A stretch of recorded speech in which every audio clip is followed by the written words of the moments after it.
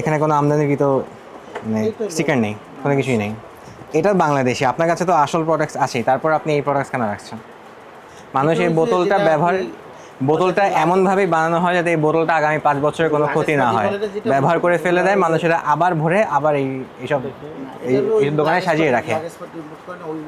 মানে এটা luggage luggage বলা হয় ওই মালগুলো, আর এইটা তো কোম্পানি। আচ্ছা, লাগেজ পার্টি হইতে পারে। আপনি আমাকে দেখান, ডকুমেন্টস দেখাইলে আপনাকে ধন্যবাদ দেবো। ডকুমেন্টস যদি দেখাতে পারেন কাজ শেষ। স্যার, আপনি কি ভুল স্বীকার করছেন? অবশ্যই। এই মার্কেটে এর আগেও 2 বার আসা হয়েছে।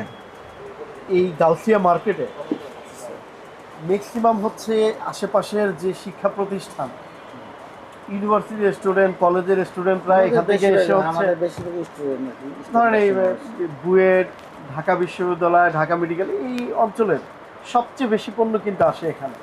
এখন আপনারা যদি এই 2 নাম্বার পণ্যগুলো রাখেন এবং আপনি হয়তোবা দেশেই উৎপাদন হচ্ছে কিন্তু আপনি বিদেশি বলে তাদের কাছে সেল করছেন না, এগুলো স্যার একটাও দেশি না। ওই যে মাল সবগুলো যে বললাম লাগেজ আসে না, না আমরা না বলতেছেন। আচ্ছা, আমি বলি আপনাকে, লাগেজে আসে, ঠিক আছে, ফাইন।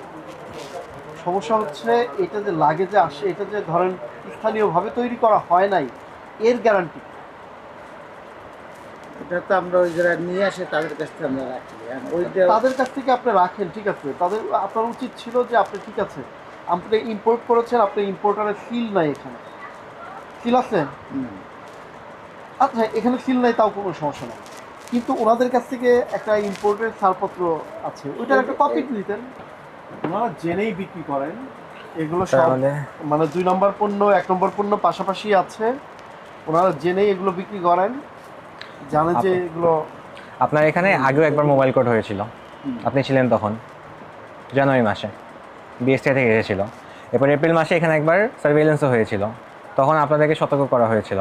তারপর আপনি জিনিসটা, এটা যে বিদেশি পণ্য, ওকে ফাইন, বিদেশি পণ্য হলে এখানে আমদানিকারকের স্টিকার থাকে, সিল থাকে এবং বিএসটি এর লোগো সহ সিল থাকে, আচ্ছা জানো। আচ্ছা, সিল নাই ভালো কথা, কোনো সমস্যা। একটা বোতল দেন সাদা। ধরেন এটা নিয়ম হচ্ছে, আপনি যদি আপনি যদি বিদেশ থেকে কোনো পণ্য আনেন তাহলে অবশ্যই কোর্টে হচ্ছে আপনার এটা আটকাবে। কোর্টে আটকালে কি করবে? ওটা এইচএস কোর্ট বলে, ওই কোর্টে আটকায় বলবে যে এটা ঠিক আছে কিনা। আমদানিকারক তখন এটার কিছু স্যাম্পল পাঠায় বিএসটি, স্যাম্পল পাঠালে ওইটা টেস্ট করে দেখা হয়। টেস্ট করে দেখা যখন যদি এটা ধরুন বাংলাদেশের একটা স্ট্যান্ডার্ড আছে, যেমন এটা শ্যাম্পু, এই শ্যাম্পুটা ঠিক আছে কিনা, মান ঠিক আছে কিনা, মান যাচাই করে তারপরে একটা ছাড়পত্র ইম্পোর্টার তখন ইম্পোর্ট করে এই রিটেল সেলার বা মার্কেটগুলোতে সেল দেয়। তাদের উচিত হচ্ছে যারা কিনবে, এই যে এই যারা দোকানদার, তারা বলবে যে আপনি ইম্পোর্ট করছেন, আপনি ইম্পোর্টের ছাড়পত্র আছে, ইম্পোর্টের ছাড়পত্রটা ওই কাগজপত্রটা ওনারা রাখবে আর এখানে স্টিকারটা লাগাই দেবে। আমরা এসে দেখবো যে হ্যাঁ ঠিক আছে, ওটা আসছে, ওকে ফাইন, অথেন্টিক প্রোডাক্ট, চলে যাবো। এখন ওনাদের কথা হচ্ছে যে এটা তো লাগেজ প্রোডাক্ট। এখন লাগেজ প্রোডাক্ট এটা যে বাংলাদেশের কোনো একটা জায়গায় তৈরি করে এটা বিক্রি করতেছে না, এর গ্যারান্টি।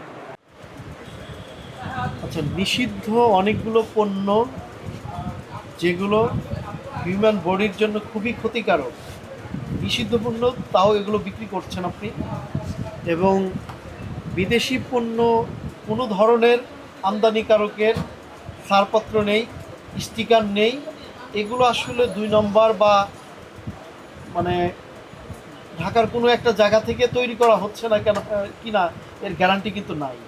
এই যে দেখেন এগুলো, এই যে শ্যাম্পুগুলো, পাশাপাশি আপনি দেশীয় অরিজিনালটা রাখছেন আর বিদেশি এগুলো আপনি 2 নম্বর পণ্য রাখছেন, যা দুঃখজনক।